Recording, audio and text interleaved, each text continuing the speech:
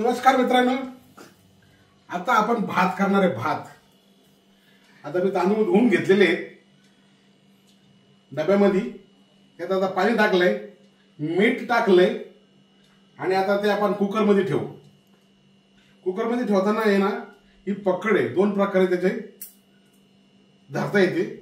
आता ही अशी जर आपण धरली या बाजूनी तर ही याला सरळ उभी राहते, म्हणजे आपल्याला हे डब्बा कुकर मध्ये ठेवायला सोपं जातं।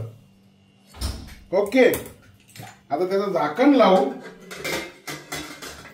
आणि कुकरला गॅसवर ठेवून देऊ।